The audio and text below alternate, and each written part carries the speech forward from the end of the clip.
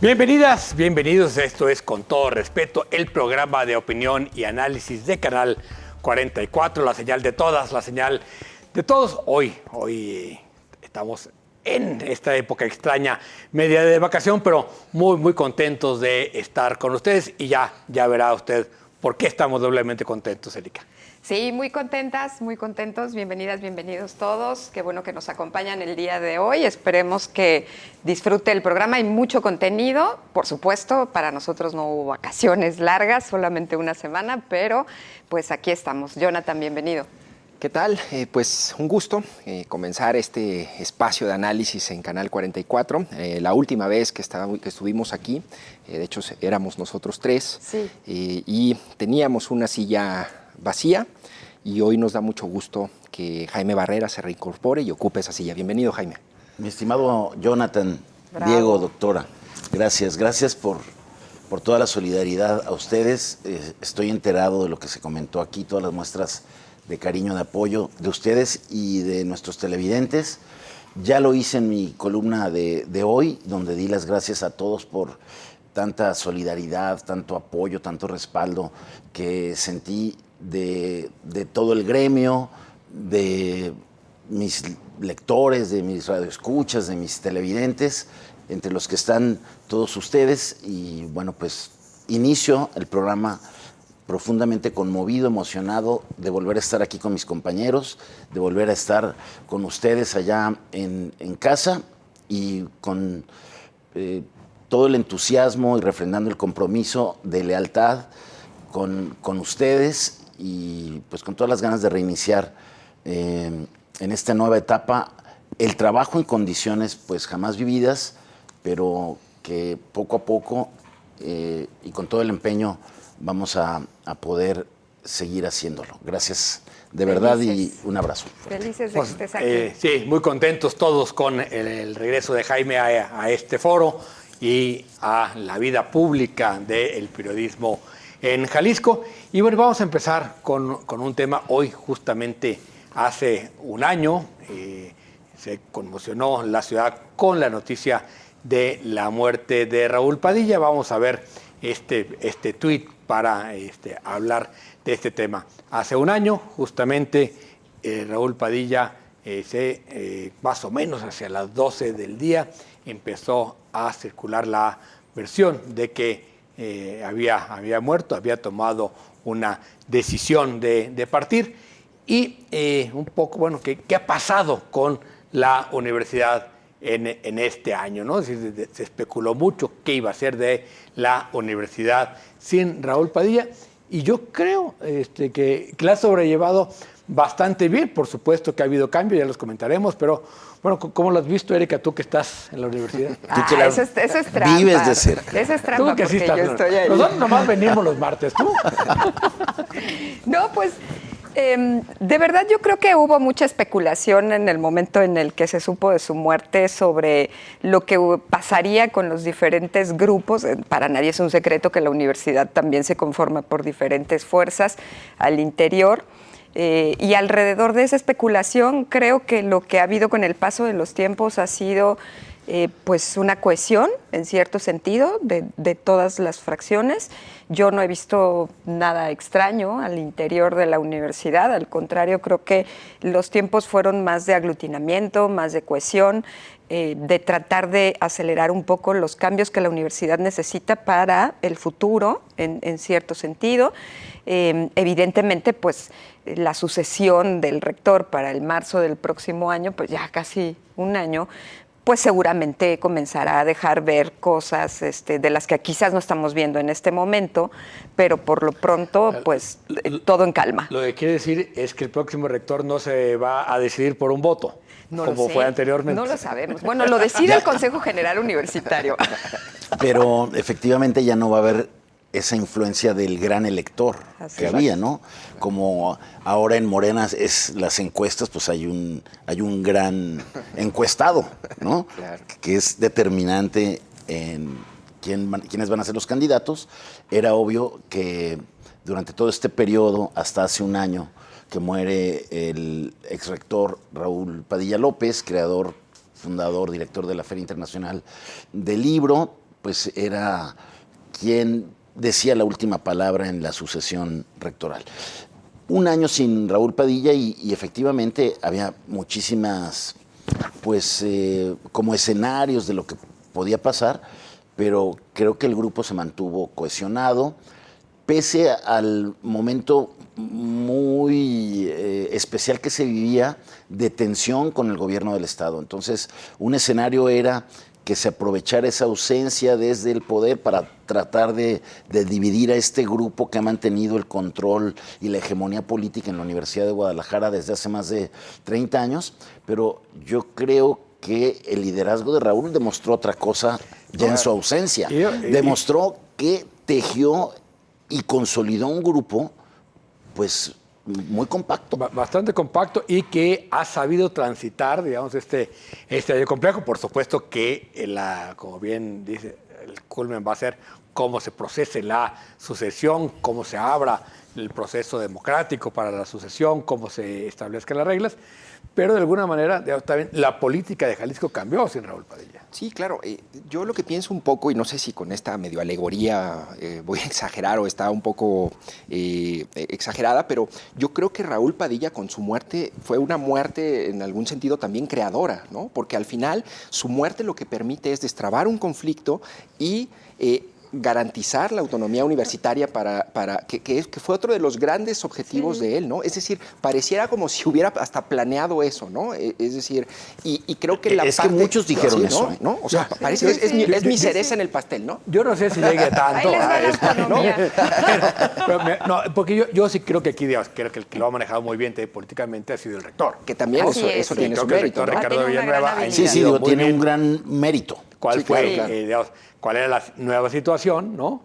Y el gobernador también entendió, digamos, que por un lado se le acababa el alter ego con el cual pelearse, su némesis, ¿no?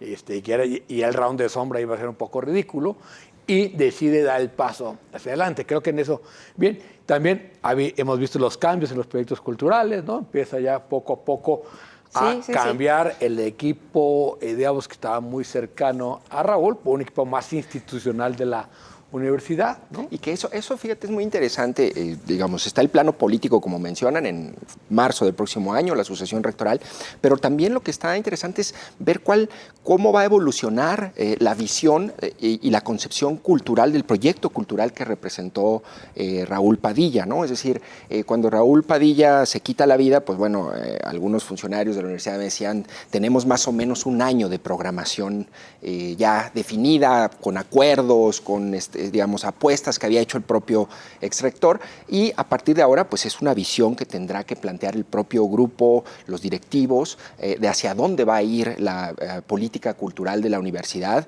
para seguir capitalizando, pues de entrada, una feria del libro más importante en español, ¿no? Ya estaba hecha. Efectivamente, viene un año clave del grupo, claro, porque van a tener que procesar la primera sucesión rectoral sin el gran elector, como lo decíamos al principio. Ese es el gran reto de este grupo, cómo lo procesan y logran salir sin cismas internos. Sí, aquí el gran reto es que la universidad logre, digamos, transitar hacia una forma de distribución del poder, que ese poder que tenía Raúl no lo va a tener nadie más, ¿no? Así es. Muy difícil que alguien logre consolidar Nadie busca suplencias. un poder de este tamaño, ¿no? Pero cómo van a procesar internamente las diferencias, ¿no? Por supuesto, y eso lo vamos a ver en la sucesión.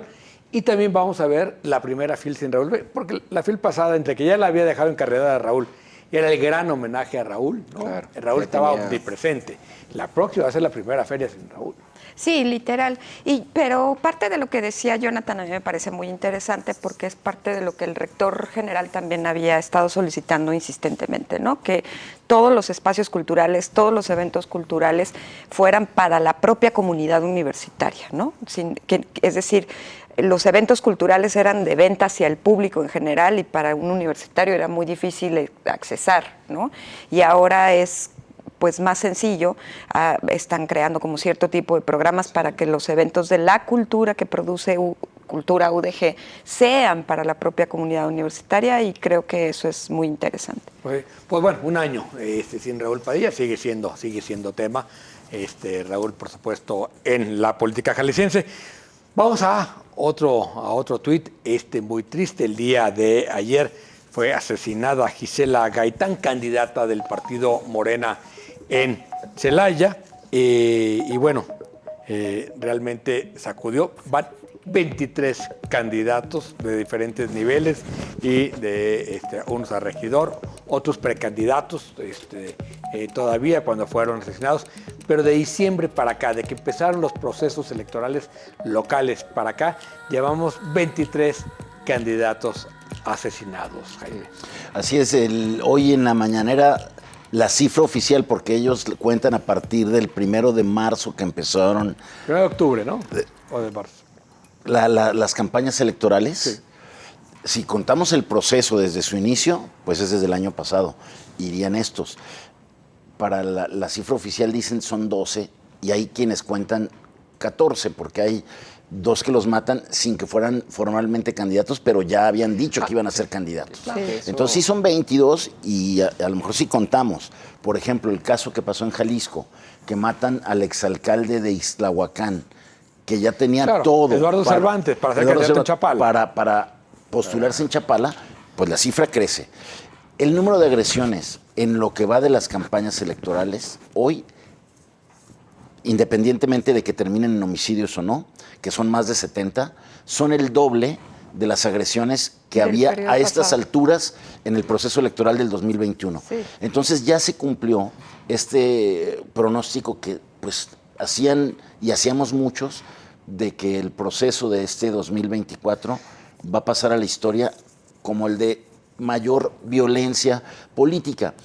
¿Y por qué pasa eso? Bueno, pues porque las elecciones no se salen y están inmersas en todo este ambiente de hostilidades y esta crisis desbordada de inseguridad y violencia que todos padecemos. Y sobre todo que, yo lo que veo de este hecho es que si lo caracterizamos, ¿no?, a diferencia del resto, a ver, de entrada la asesinan en pleno mitin. En un mitin. El segundo día de iniciar su campaña. Es decir, era su primer acto porque comienzan el 1 de abril las campañas, pero ella hace su primer acto el 2 de abril.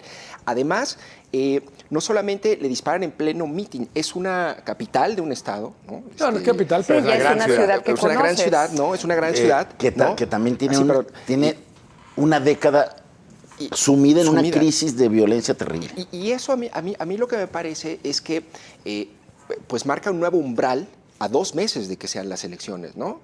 Es decir, las posibilidades de que la violencia política siga creciendo, ¿no? Son muchas. Y sobre todo porque, a ver, ahorita hablamos de Ixtlahuacán, Mascota, pequeños poblados de Michoacán. Estamos hablando de Celaya, ¿no? Sí, o sea, con todo respeto, no es el grullo como sucedió Gilotlán de los Dolores, donde no pudimos hacer una nueva elección. Y que vienen 7 municipios más cerca. Sí, yo sinceramente creo que esto, como dice también Jonathan, como comparten ustedes, tiene ya características que se salen fuera de lo que habíamos visto, ¿no?, tradicionalmente, sobre todo por el día, ¿no?, por ser de día, por ser en un meeting con personas ahí. Hasta donde tenemos entendido, también hubo una persona de su planilla a regidores que hay mala información al respecto. En la mañana dijeron que estaba muerto, hoy dicen que está desaparecido. ¿no? O sea, le dispararon y lo desaparecieron en un mitin, ¿no? Eso ya... Es que eso ya, ¿qué te dice, no? Me parece que ese tipo de lecturas son las que se tienen que hacer de ahora en adelante. Sí, claro. Y a ver cómo... Y ojo, hay un contexto también político, porque a veces nada más ya hablar del crimen organizado, ¿no?, que es ya casi como un ente abstracto, anónimo, como hablar del demonio, ¿no? Es decir, no personalizas, pero hay que politizarlo. Y la candidata tenía problemas al interior de su partido Morena, le impugnaron su nombramiento, es decir, hay una disputa fuerte que es otra forma de violencia, una disputa por el poder en Celaya, es el PAN todos que esos gobierna, son factores que cuentan, Sí, claro. Bueno, vamos a ir a un corte, vamos a regresar con más temas, por supuesto. Vamos a hablar de este tema, Jonathan lo trató muy bien en su columna, de el huachicol en el Peribús. No le cambia, regresamos.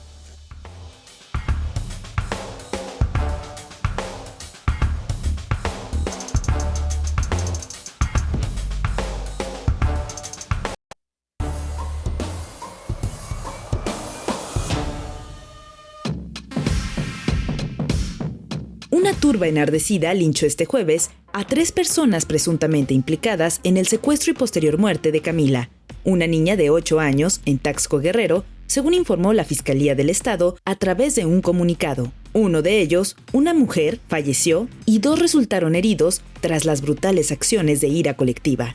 La niña, Camila Gómez Ortega, de 8 años, había sido reportada como desaparecida este miércoles y su cuerpo apareció sin vida al lado de una carretera.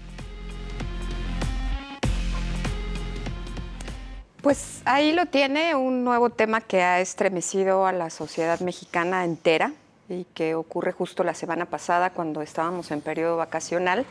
Para poner un poco de contexto, es importante señalar que hay organizaciones de la sociedad civil que señalan que cada 5 días en este país se comete un feminicidio infantil.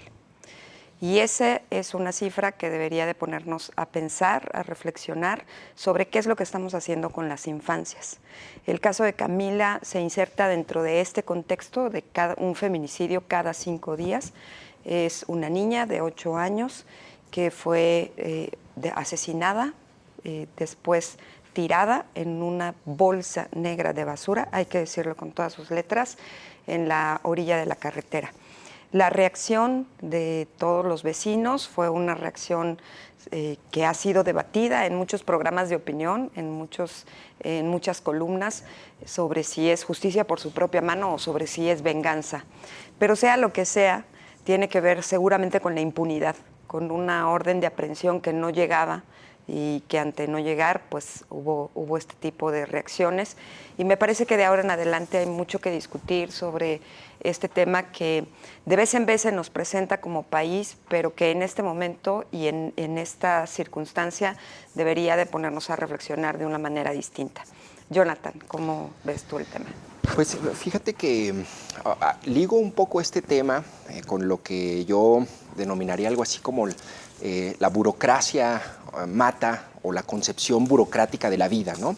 Es decir, esta niña la asesinan, pero la Fiscalía de Guerrero, que se caracteriza por ser una fiscalía completamente ineficiente, no llega a tiempo con una orden de aprehensión mientras los presuntos agresores están resguardados en un domicilio.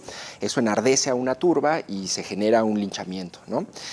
A mí me parece que todos los episodios que ocurrieron a partir de la muerte de la niña son un ejemplo de la inoperancia y la incapacidad del Estado para procesar, ¿no?, la impartición de justicia y atender una demanda colectiva, ¿no? Lo quisiera ligar un poco con algo que ya no comentamos en el bloque pasado sobre el asesinato de la candidata de Celaya, ¿no? Porque la secretaria de Seguridad, Rosa Isela Rodríguez, dice, pues bueno, lo que pasa es que el organismo electoral no envió a tiempo un documento para que le brindaran protección a la candidata, ¿no? Es decir, es como el equivalente, ¿no? Es que no llegó a tiempo la orden de aprehensión, ¿no? Es una visión burocrática que en realidad lo que están haciendo es burocratizar Pero estás hablando de Taxco, o sea, no estás hablando de que no llegó a un municipio la punta de la sierra, claro, ¿no? Donde es imposible que llegaran en menos de 4 horas, ¿no? Y en la situación en la que Taxco está. Estamos hablando de Taxco, que es una de las ciudades importantes de Guerrero, una ciudad, digamos, no solo muy turística, una ciudad donde además es, digamos, la gran productora de plata, es decir, en fin, es muy cerca del Estado de México, ¿no? Taxco tiene unas características, es decir, ¿qué está pasando ahí, no? Que puede ser un linchamiento. Ya habíamos visto linchamientos hace 6, 10 años, ¿no? Sí. Recuerdo en el sexenio de Calderón, en el sexenio de Peña Nieto, hubo muchos. Linchamientos en lugares también más pequeños. Me parece que también así como te decía, Celaya subimos a un nivel donde no parecía más controlado estos temas de asesinato de candidatos. Me parece que también este linchamiento se da en un contexto semiurbano, porque Taxco es una ciudad importante. Y la otra es que, digamos, mientras se siga pensando que lo importante es perseguir solo las causas y que nadie se haga caso de los De las cargo de los efectos consecuencias, de la sí. violencia, ¿no? Estos son una expresión de los efectos reales de la violencia. O sea, la gente está desesperada. Y en medio de un Estado que está destrozado, ¿no, A ver, Jaime? el episodio de Camila, lamentable, está inserto en la crisis de seguridad que tiene Guerrero. Guerrero es un estado fuera de control que gobierna Morena, gobierna la hija de Félix Salgado Macedonio, al que el INE le quitó la candidatura, y Morena lo que hizo es como darle la candidatura a la hija, pero todo el mundo en Guerrero dice que quien en realidad gobierna es Félix Salgado Macedonio. Y hay una grave crisis ahí de violencia creado por la disputa de los grupos del crimen organizado, pero también por de la delincuencia común, como es en el caso de Camila, que hay un claro caso de secuestro para pedir un rescate por la niña, y al no tenerlo, la matan, ¿no? Además, había muestras ya también de la ineficiencia y de la banalidad del alcalde de Taxco, ¿no? Que Claro, es de MC. sí. Que es de MC también. ¿Te Entonces, acuerdas que estuvo paralizado Aunque creo que venía de el Morena, municipio ¿no? hace Algo así. poco tiempo? cuando hubo Sin camiones. una serie de sin nada. extorsiones en Taxco a los plateros, a los Y tortilleros, a los camioneros, a los sí. a polleros los y los camioneros, camioneros. es en donde empieza la crisis en Guerrero, de la extorsión al transporte público. O sea, ya no es un tema de trasiego y comercialización de droga y vendetas el entre los territorio. grupos. Ya es una injerencia directa a la economía y a la vida cotidiana de las personas. Sí. Eso es lo que está sucediendo en Guerrero, más que en ningún otro lado. De hecho, creo que es el alcalde que cuando estaban las extorsiones y Él estaba andaba ya en en España Europa. Estaba haciendo en promoción Madrid. turística, ¿no? Ajá. Sí, claro. Y, y dice una frase desafortunadísima de que es un pequeño bachecito, Sí. ¿no? sí. Una cosa espantosa. Y en medio también de, pues, es la propia descomposición del gobierno de Evelyn Salgado. Hay que recordar que la fiscal nunca tuvo acuerdo con ella, ¿no? Y luego renunció pidió hace poco. licencia. Primero pidió licencia, después la orillaron a renunciar hace poco. La policía estatal que no funciona. No hay una fiscal nombrada, hay un fiscal No. sustituto o encargada de despacho. Y el alcalde contradiciendo todo lo que la gobernadora dice a través del Twitter, porque hay que decirlo, ¿no? Sus declaraciones han sido a través del Twitter y no necesariamente en presencia. El alcalde lo que dice es que el Estado nunca llegó, nunca nos auxilió. La señora misma dice que en Taxco no atendieron su denuncia y que se tuvo que ir a Iguala. Es que si conjuntas todo eso, pues la institución no sirve, Diego. No, es que, a ver, yo creo que Guerrero es lo más cercano, junto con Chiapas, que tenemos a ya estados fallidos Sí. en términos de gobernabilidad, ¿no? O sea, hay problemas en todo el país, ¿sí? Pero la ingobernabilidad de Guerrero y de Chiapas están como en otro nivel, ¿no? Y que tiene que ver, Dios, es una historia muy profunda, no tiene que ver solo con estos gobiernos, pero sí son gobiernos donde, digamos, incapaces de gestionar la más mínima institucionalidad, ¿no? Sí. Entonces, lo que pasó con Otis cuando llega el huracán simplemente es que quita la capita que había de institucionalidad, ¿no?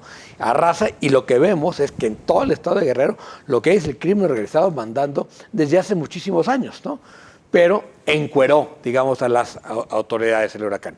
Y en Chiapas lo que pasó fue simplemente que, digamos, después de la guerrilla zapatista, ¿no? Que fracciona o deja ver, digamos, la incapacidad del Estado para tener un control territorial, hoy el control lo tiene el crimen organizado de una manera absolutamente desfachatada, ¿no? Sí. O sea, hasta los pollos, como dice, y el mercado, ¿no? Y sobre todo creo Sí, que sí. algo que habría que estudiar y revisar es el fenómeno de los linchamientos, que de allí se derivan después las autodefensas, porque allí mismo fue en Guerrero, ¿no? También en donde unos pobladores literal emboscan primeras. a un grupo del crimen organizado para defenderse de las extorsiones, ¿no? Entonces, me parece que ese otro fenómeno es también ya otra faceta del hartazgo de la propia población, ¿no? Que responde ante una inoperancia del propio Estado, ¿no? Para garantizar, a ver, el fin último, primero, esencial del Estado es garantizar la vida. Si no está garantizando ni siquiera eso, ¿cuál es el sentido de tener con la instituciones, utilización ¿no? del monopolio de la fuerza Así es, o sea, pública? es de texto eso, ¿no? Y que han renunciado no solo al monopolio, sino a la fuerza. A la fuerza como tal, sí. Sí, claro. Pero yo creo que esto nos va a dar mucho de qué hablar porque me parece que no va a ser, lamentablemente, la primera cosa que veamos en lo que le resta al sexenio. Pero le tenemos una chulada del resbalón aquí en la producción. A propósito también de esto que está pasando en Guerrero, pues vea, en Nuevo León pasaron pues también secuestros masivos, igual que en Sinaloa, ¿no? Y el gobernador nos ha puesto un maravilloso mensaje que le dejamos aquí.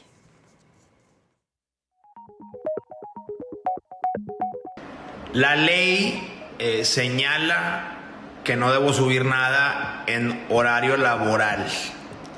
Fuera de mi horario laboral tengo libertad de expresión, sobre todo en las redes sociales. Voy a estar usando el Instagram y el Facebook, que es lo que más usamos los regios. Y pues recordarles que mi horario laboral es de 9 a 5 de la tarde. ¿Ya ve? Es un genio. Es maravilloso. Oye, o sea, Es la y- reaparición de Samuelito. Y quería ser candidato a presidente. No, o sea, me encantaría ver su contrato ahí que diga así, gobernador del solo Estado. trabajo de 9 a horario laboral 5 de 9 a lunes 5, a ¿no? viernes. Mira, A ver, qué bueno que lo bajaron porque las 2 semanas que estuvo creció Oye, ojalá, preocupantemente. ojalá de veras solo fuera gobernador de 9 a 5 porque haría la mitad de las burradas que hace. Pero gran parte de las burradas las ha hecho de 5 a 12. Sí, ¿no? claro. Entre ellas la de querer ir de candidato fue en la noche, ¿no? Sí, claro. Sí, claro, Entonces, claro. Qué bueno que nada más va a trabajar de 9 a 5. Bueno, nos está avisando porque va a los mítines de Mariana. Bueno, lo que quiere es meterse de lleno en A la la campaña. campaña de su esposa Mariana. Mariana Rodríguez. Mariana Rodríguez, que es candidata del Partido Movimiento Ciudadano a la presidencia municipal de Monterrey, la Monterrey. capital de Nuevo León.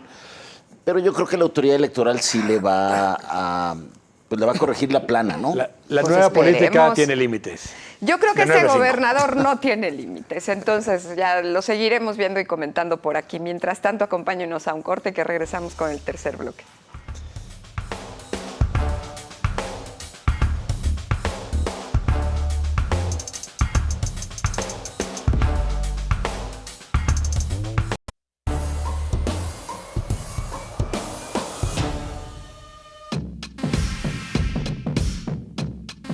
La Fiscalía General de la República cateó los patios de operación del Macrobús y Peribús y aseguró 31.700 litros de combustible cuyo almacenamiento no es legal. El detalle es que los concesionarios tienen una bomba dentro de los patios, que no está regulada por las autoridades. ¿Es huachicol o simplemente una bomba y un almacenaje ilegal? Y bueno, ya se lo había adelantado, me adelanté de tema, pero efectivamente encontró la Fiscalía General de la República este tanque con esta bomba en los patios del Macrobús y Peribús.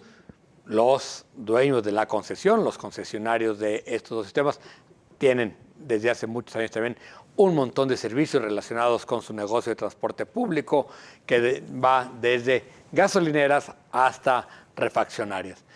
Pero encontró la Fiscalía, nos encontramos frente a un depósito ilegal cuando el huachicol está en pleno. ¿Es huachicol o no es huachicol? Jonathan escribió una muy buena columna al respecto. Jonathan.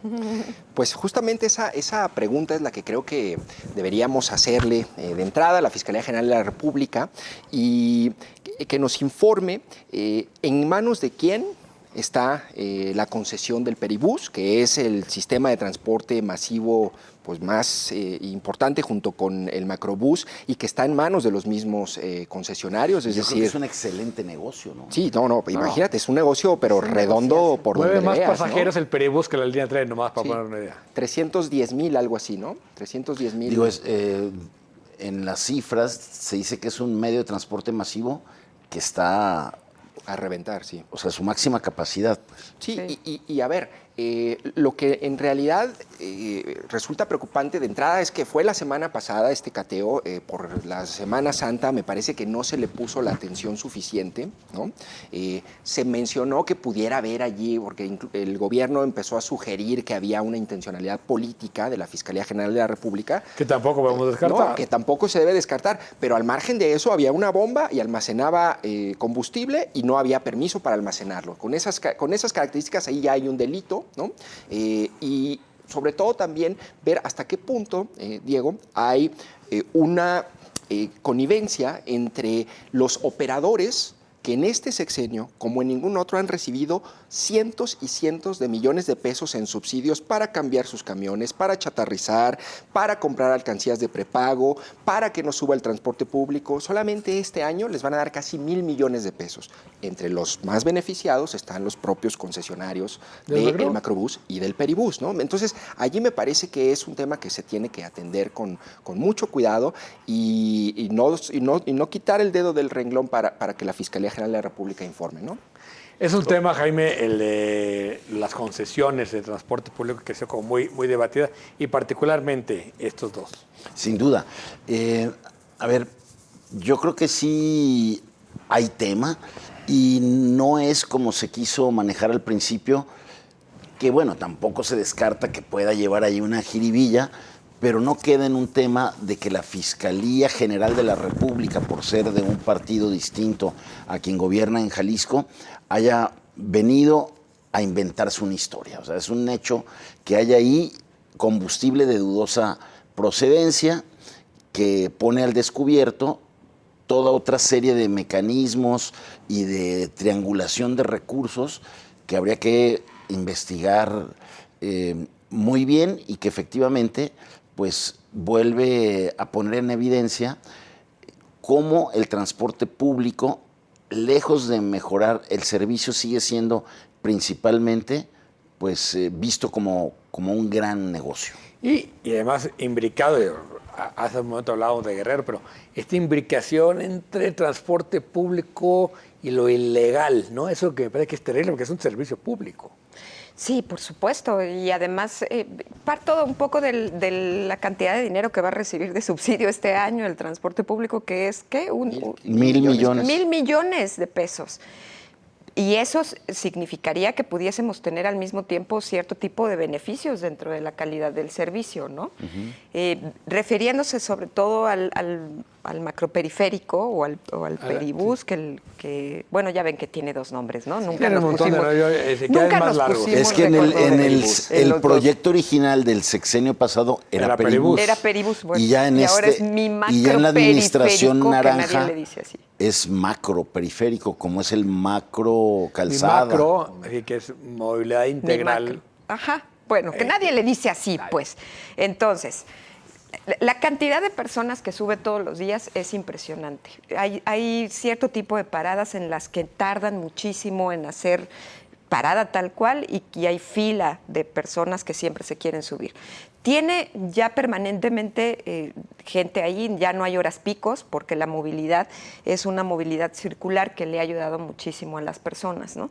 Entonces, de entrada, pues tendrían que, con ese subsidio, pues comprar unidades nuevas, ¿no? Para que entonces tengan mayor incremento en el paso y que la gente no esté ahí con... Que está saturado el servicio, ¿eh? Por eso, que está saturado. Y ahí viene la temporada de calor, quiero verte, ¿no? En medio de todo eso. En todo el sexenio, si no recuerdo mal, está cerca de los 3,000 millones de pesos el subsidio al transporte público, que si tú comparas con los 3,700 que costó el Peribús, o sea, es casi hubiéramos... Pero es que tendríamos que tener calidad en el caso en el servicio. del Peribús, como la vayamos a decir, la virtud que siempre Mario Córdoba, que fue quien lo diseñó desde el sexenio pasado, y es el gran experto en movilidad, decía, claro, es que el gobierno solo pone la infraestructura, los camiones y el sistema lo pone el concesionario. Entonces, que es más o menos mitad y mitad, ¿no? Sí. Entonces, con una inversión relativamente baja, vas a mover a más gente que los 30,000 millones que costó la línea del tren ligero, ¿no? ¿Y quién pone el huachicol? La comparación. Ahora, ¿cómo debe funcionar un sistema de transporte público? Es decir, ¿cómo canaliza los subsidios? Y me parece que la peor manera de canalizar el subsidio es canalizándolo al concesionario. Debería ser el subsidio al usuario. Al usuario, sí, tal cual, por en eso. todo el mundo se subsidia al usuario. Porque luego también se crean tentaciones de corrupción muy altas, ¿no? Oye, si el acuerdo inicial y lo sano y lo transparente y donde más pudiera ser una inversión o que bajara la inversión pública en beneficio de un mejor servicio de transporte público, era como lo señalaba Córdoba, ¿no? Nosotros ponemos la infraestructura, los otros la operación, pero ese modelo ya se distorsionó con toda esta serie de subsidios que se están dando. Porque es un gran negocio. Y entonces ahí habrá que ver qué tan agradecidos están los concesionarios y cómo agradecen el favorcito. Que, por ejemplo, parte de lo que mencionaba en la columna que refieres, Diego, es este caso de se llaman los Higareda, los hermanos Higareda, cómo tienen una empresa y esa empresa es proveedora de alcancías de prepago. Entonces el gobierno dice, les voy a dar a los transportistas 85,000 pesos por unidad para que compren alcancías de prepago. Y les da el dinero a ellos. Y ellos, como beneficiarios, se compran a sí mismos las alcancías por 24 millones de pesos. ¿Cómo ¿no? crees? ¿En serio? ¿No? Sí. Entonces esa operación, digamos, ese modelo, pues teniendo estaciones de gasolina, ¿no? Gasolineras, teniendo refaccionarias, teniendo talleres, ¿no? Teniendo servicios hasta de promoción turística, pues por supuesto que te hace pensar que allí entonces hay un gran negocio, porque además ese hecho ni siquiera se sancionó. Adicionalmente, incumplieron como proveedores a otros transportistas y los demandaron y los procesaron por fraude genérico. O sea, por eso la pregunta es, ¿en manos de quién está el Peribús? ¿No? A ver, ¿en manos de quién está el transporte público de esta ciudad desde hace muchísimos años? Es decir, esta idea original que nace con el PRI de los años 50 de otorgar concesiones individuales para que no hubiera un gran dueño de del transporte público, acaba siendo monopolizado por los sindicatos, ¿no? Era el famoso pulpo camionero, que eran 4 o 5 líderes que manejaban a todos esos concesionarios, ¿no?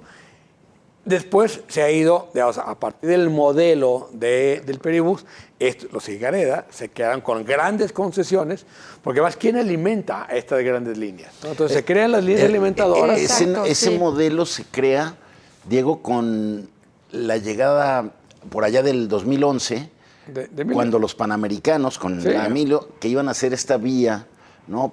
Por Inglaterra. Por la calzada Independencia. Por la calzada, sí es cierto. Ahí empieza ese modelo. Sí. ¿no? Este modelo era que se reproduce ahora con el Peribús, pero que ha ido creciendo. Ese modelo de negocio, de concesión de particulares, ha ido creciendo de esta primera línea de macrobús en la calzada al Peribús. Y hay que decirlo, en todo el mundo, el modelo de donde salió todo el macrobús, que fue el Transmilenio de Bogotá, está igual en crisis porque llegaron gobiernos que dijeron no vamos a subir la tarifa, ¿no? Y entonces hay un subsidio enorme del gobierno municipal de Bogotá a entonces, sí, pues me acuerdo que todos los alcaldes iban a Bogotá, hacían viaje obligado a Bogotá para traerse buenas prácticas. Si no entendemos que el modelo de transporte hay que subsidiar al usuario y no la tarifa, ¿no? Ese es así el gran error. En los países, digamos, del primer mundo, el boleto es carísimo, pero todos los ciudadanos tienen algún tipo de subsidio. ¿Quién paga el boleto completo? Por los burros que llegamos de turistas, ¿va? Claro, sí, por supuesto. Una libra por boleto, por un viaje simple en Londres, ¿no? Sí. Pero todos los demás tienen un subsidio otorgado por el Estado, ¿no? El estudiante, el adulto mayor. El mayor, los trabajadores. Hay muchos modelos todavía que se pueden... El que falta aquí, o sea, porque tenemos, como dices, para estudiante, trabajador, pero el que falta aquí, que es un modelo europeo, es el de los viajes frecuentes. Es decir, si tú haces muchos viajes, pues te ves salir más barato. Tu tarjeta mensual. Seas adulto mayor o menor o lo que sea. Porque es tu vía de transporte diario, ¿no? Bueno, vamos al que sigue, vamos a esto que se llama Póngale el nombre. Valga.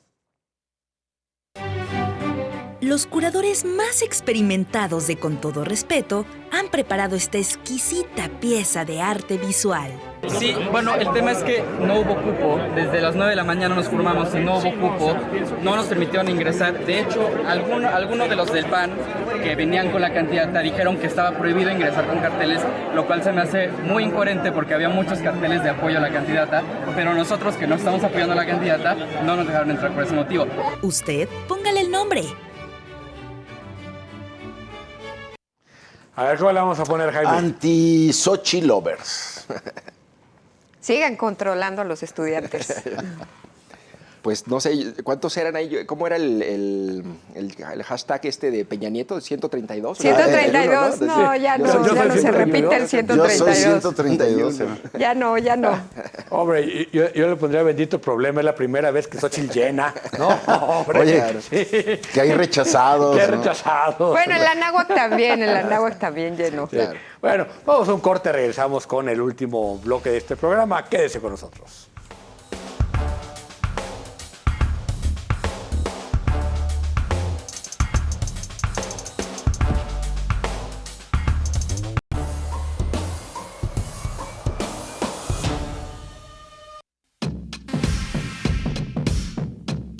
De acuerdo con datos de la Fiscalía Especializada en Personas Desaparecidas, desde diciembre del 2018 hasta el 29 de febrero de este año 2024, se han localizado 151 sitios de inhumación clandestinos en el territorio de Jalisco. Esto significa que en la entidad se localizan 2 fosas clandestinas al mes en promedio. Tlajomulco de Zúñiga encabeza la lista como el municipio con más fosas clandestinas. Hasta el cierre del mes de febrero se localizaron 66, es decir, el 43% de los sitios de inhumación clandestinos localizados en Jalisco se registraron en Tlajomulco.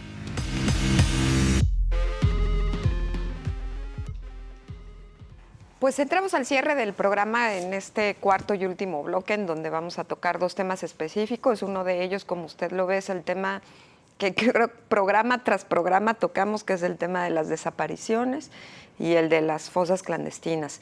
Esto a raíz de la noticia también de la semana pasada, en donde se encontraron crematorios clandestinos y un montón de fosas con restos y con partes de cuerpos humanos en el municipio del Salto. Y Jalisco sigue siendo y ocupando el nada honroso primer lugar en desapariciones, Diego. A ver, sí, tristemente se ha convertido en un mecanismo de control territorial la desaparición. Sí. Ya no es solo, la desaparición tiene varias explicaciones o varias razones por las cuales se desaparece a las personas, pero lo que va avanzando cada vez más es esta idea de la desaparición y la fosa clandestina como una forma de control territorial. Y no es, digamos, sorprendente que sea justo en los municipios de los valles del sur de la zona metropolitana, Tlajomulco principalmente, las periferias, Tlaquepaque, Tonalá, El Salto, donde se esté dando este fenómeno, porque es la forma en que el crimen organizado ha tomado control de la zona metropolitana de Guadalajara. Es tristísimo. Las primeras fosas que supimos, que yo recuerdo, que las trabajó Alejandra Guillén en La Barca, ¿no? Sí. Conflicto, En La Barca hubo una que, gigantesca, que fue la primera que superó a la que era el Zapopan. paradigma que era de San Fernando, allá en la frontera. Exactamente. Sí. Pero En La ahí Barca pararon el conteo, ¿eh? Lo pararon en 72, pero si les seguían escarbando. Pero ese fenómeno se vino a la zona metropolitana y se vino, yo creo que por un motivo de control. Y destaca mucho ahora también la presencia de, hay muchas documentaciones y muchas investigaciones que hablan sobre las fosas clandestinas. De hecho, por ley, el Estado mexicano tiene la obligación de tener una suerte de padrón de fosas clandestinas y tenerlas ubicadas sobre el territorio, pero que empecemos a hablar de crematorios clandestinos, Jaime, ¿no? Esas cosas me parece que no las habíamos tenido dentro del radar. Escuchamos hasta a principios del año un crematorio clandestino en Tlaquepaque, si no mal recuerdo. En Tlaquepaque ya se había hablado de uno de ellos. Salto. Y ahora se encuentra el del Salto, pues es una escalada en el tema de las desapariciones, un eslabón más en el eje delincuencial que tiene que ver con casas de seguridad, mal llamadas casas de seguridad, que son casas de tortura, mutilación, muerte, fosas clandestinas, crisis forense y ahora los crematorios clandestinos, donde lo que pasa también es se borra la evidencia, ¿no? Para que se investigue, para que se dé con los captores, para que se dé con los agresores, y se convierte en el más grave problema de inseguridad que hay en Jalisco y que tiene a miles de familias en un dolor terrible. Yo siempre que hablo del tema recuerdo lo que dice cualquier familiar de desaparecido. Es estar muerto en vida. Así es. El no saber de un ser querido, dormirte, no saber cómo está, en dónde está, en qué condiciones está. Sí, así es.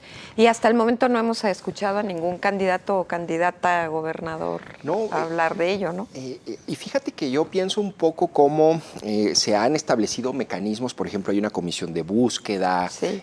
Hay una fiscalía de desaparecidos, pero esos mecanismos están un poco concentrados, como decía Diego, en atender, digamos, como el resultado, ¿no? Que es prácticamente ir a hacer una labor notarial de desenterrar cuerpos y contarlos. Y no hay nada de prevención. Bueno, y no hay mecanismos de hoy prevención. Hoy lo consignaba ¿no? NTR. Sí. 600,000 pesos al principal problema de inseguridad. No, es que es terrible. Y cuando asignas a otras cosas mucho menos trascendentes, mucho más. Sobre todo yo pienso un poco y sigo con esa inquietud de cómo la tecnología, sobre todo en la metrópoli aquí en Guadalajara, podría ayudar.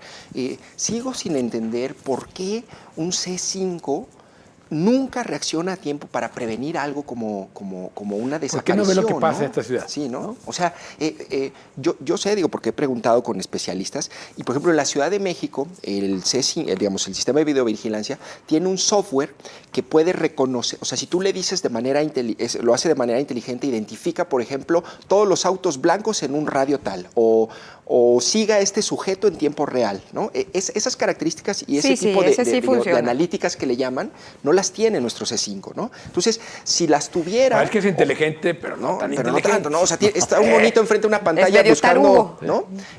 Y yo creo que allí podríamos hacer mucho más, ¿no? O sea, gracias a la tecnología, prevenir y atender una desaparición. Pero, la pregunta es, ¿le interesa al Estado acabar con eso?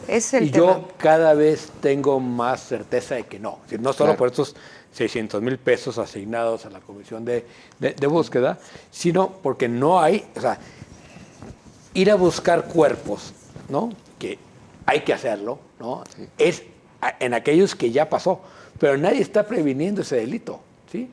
Nadie está diciendo, oye, a ver qué está pasando con los chavos, dónde están, quién se lo está llevando, quién está haciendo los patrones de desaparición para prevenir. Nadie.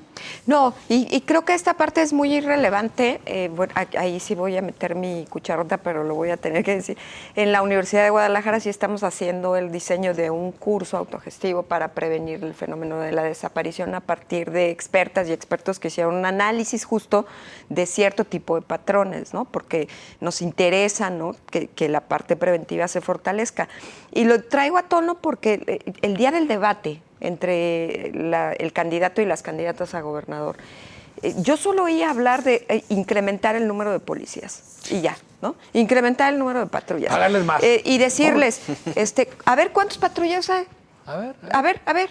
No, pues te equivocaste, no dijiste tú cuántos, ¿no? Y entonces a ver que me diga cuántos. Si de eso se va a tratar la propuesta de seguridad, pues creo que las tres nos quedan a deber. No se ve un viso de solución o que los candidatos estén comprometidos a entrarle al verdadero problema del Estado. Y esto que decías de los hornos clandestinos, Erika, pues a ver, ya había este antecedente en Tlaquepaque con las ladrilleras. Y el de Lagos. Y el de Lagos. Pero a ver, tenemos en Tlaquepaque, en Tlajomulco y en Tonalá, tenemos cientos de ladrilleras, ¿no? Y hay testimonios de trabajadores allí que llegan y les dicen, a ver, ni preguntes, vas a meter esto, ¿no? Entonces, esos mecanismos no se están atendiendo, nadie... Sí, en ese sentido, pues se multiplica de inmediato los puntos de cremación clandestina. Sí, claro.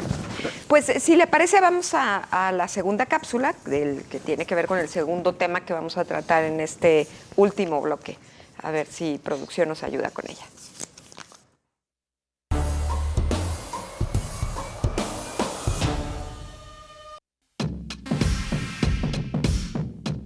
Enrique Alfaro dio una entrevista al periódico El País, donde deja entrever que su futuro en la política dependerá del resultado electoral del 2 de junio, pero insiste en que buscará futuro en las canchas deportivas dirigiendo al equipo de sus amores, las Chivas Rayadas del Guadalajara. En una contienda electoral aburrida, sus declaraciones llamaron la atención por el tono de reclamo que le hace a quienes controlan la comunicación de Movimiento Ciudadano y otrora sus aliados. Pues ahí lo tienen, el gobernador, como es su estilo, al periódico español El País, no a ninguno local, le dio una entrevista sobre lo que piensa de quienes pues hoy tienen todo el negocio de las campañas y a quienes él encubró y después ahora les llama traidores y entonces después dice que no tiene claro qué fue lo que pasó. ¿Qué pasó ahí, Diego? No, a ver, la entrevista es interesante porque Sí, de alguna manera sin se duda. desnuda con respecto a la relación con Movimiento Ciudadano. Eso me parece que es la parte interesante de la entrevista.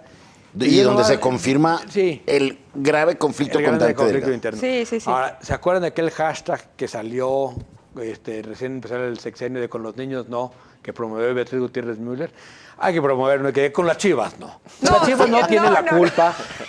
De veras, dejen las Chivas en paz. ¿No? ¿Tú por qué eres de las Imagínate, Chivas? no, A mí por me eso. vale. Tú porque eres el rebaño. Sí, no, con las Chivas no. Oigan, a ver, lo que no, fíjense, lo que yo no entiendo es que en junio del año pasado, o en julio, el gobernador dijo, me retiro de la política. Y lo dijo 2 semanas después de que en ese mismo periódico, en El País, había dicho, estoy listo para ser candidato presidencial. Claro, sí. Me parece hoy curioso que nuevamente en El País anuncie su regreso a la política. Porque Después de la elección. Porque el decir, viendo las votaciones, veo cómo voy a regresar a la política. Entonces, pues se va nada más momentáneamente en busca del sueño de ser director técnico de tus Chivas, sí. Diego. Pero es que... y luego ver cómo regresa a la política.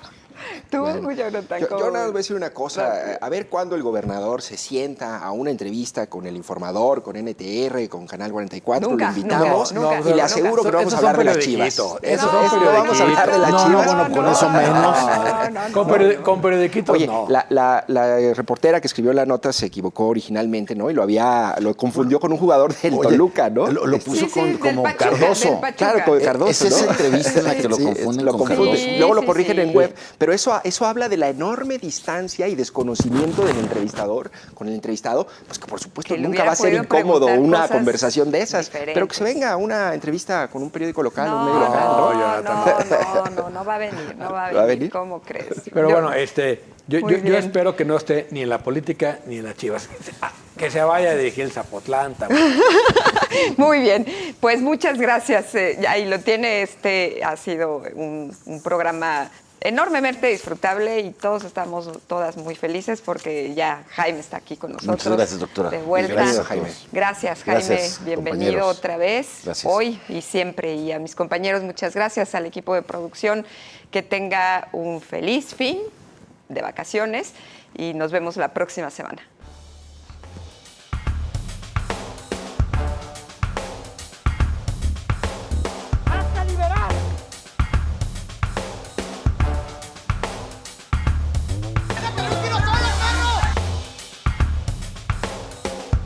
We need strong borders,